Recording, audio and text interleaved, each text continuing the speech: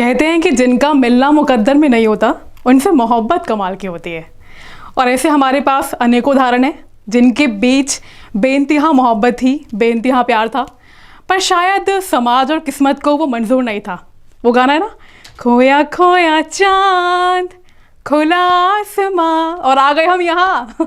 नमस्कार, मेरा नाम भूमिका है और आज रेडियो रोज़ाना और देश रोज़ाना के मंच पर हम जानने वाले हैं एक ऐसी प्रेम कहानी। ट्विन फ्लेम मार्केट में नया वर्ड आया है।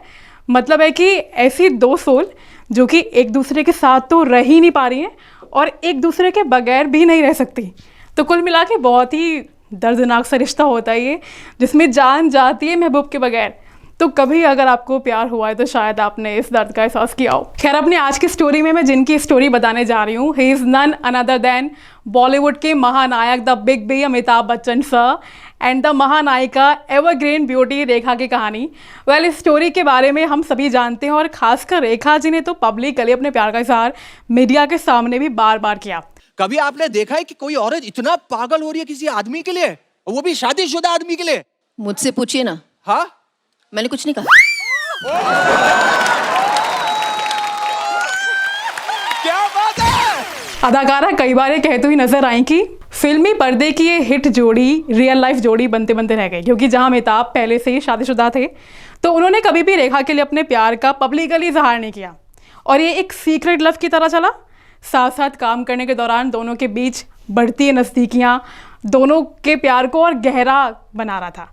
अच्छा, एक वाकया तो ऐसा आया जब इश्क की चिंगारी, मतलब चिंगारी नहीं, ज्वाला धधक रही थी, तब रेखा अपने करीबी दोस्त बॉलीवुड के दिग्गज कलाकार ऋषि कपूर और नीतू सिंह की शादी में मांग में सिंदूर और गले में मंगलसूत्र पहन के पहुंच गई थी। कहा जाता है कि तब मीडिया में खबर फैल गई थी कि रेखा ने अमिताभ बच्चन से शादी कर ली है।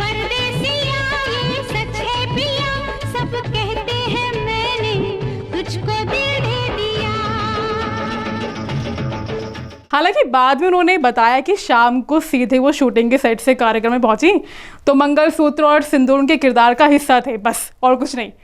और कहा जाता है कि साल 1976 की फिल्म अनजाने के दौरान दोनों ने एक दूसरे को डेट करना शुरू किया और इस खूबसूरत सी जोड़ी की लव केमिस्ट्री का लोगों का अंदाज़ा तब हुआ जब फिल्म गंगा की सौगंध सेट पर रेखा के साथ बदसलूकी करने पर बच्चन सर ने अपने को स्टार पर अपना आपा खो दिया और तभी से प्यार और रोमांस की चर्चाएं और गहरी होती जाने लगी। धड़कनों में तेरे गीत है मिले हुए, क्या कहूँ कि शर्म से है लब सिले हुए, देखा एक ख्वाब तो ये सिलसिले हुए।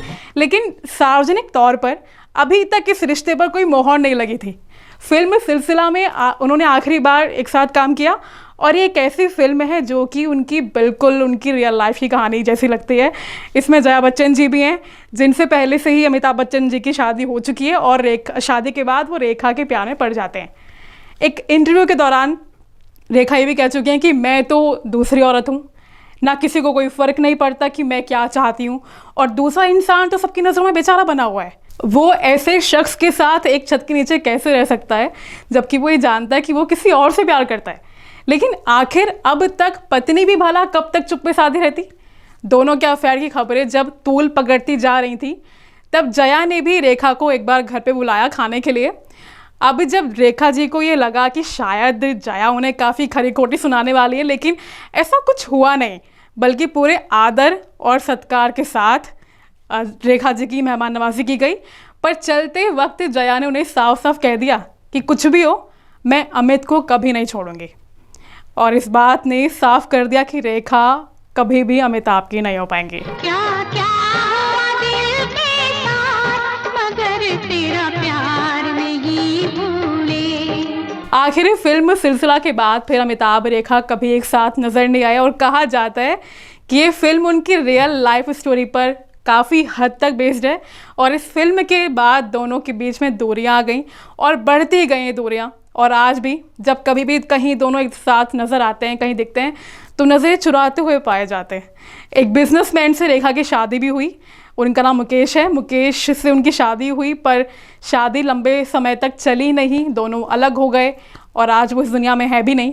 लेकिन रेखा आज भी किसी के नाम का सिंदूर अपनी मांग में सजाती हैं, किसी को वो आज भी चाहती हैं, बेइंतहा चाहती हैं, पत्नी नहीं प्रेमिका ही कहलाती हैं, लेकिन इतनी शिद्दत से मोहब्बत करने वाली, हाँ वो रेखा कहलाती हैं।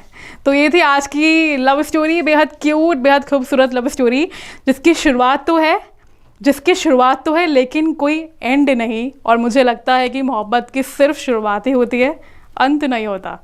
ऐसे ही और भी लव स्टोरीज़ के लिए वीडियो को लाइक करें, कमेंट करें, सब्सक्राइब करें चैनल रेडियो रोज़ाना और देश रोज़ाना को। मिलेंगे अगली वीडियो में एक नई और एक बेहद खूबसूरत प्रेम कहानी के साथ। अब दीजिए मुझे इजाज़त। उम्मीद है आपको ये कहानी बहुत अच्छी लगी होगी। धन्यवाद। हमारे साथ जुड़े रहने के लिए देखते रहिए देश रोज़ाना का यूट्यूब चैनल, सब्सक्राइब कीजिए। साथ ही देश रोज़ाना की खबरें सबसे पहले देखने के लिए प्रेस कीजिए बेल आइकन।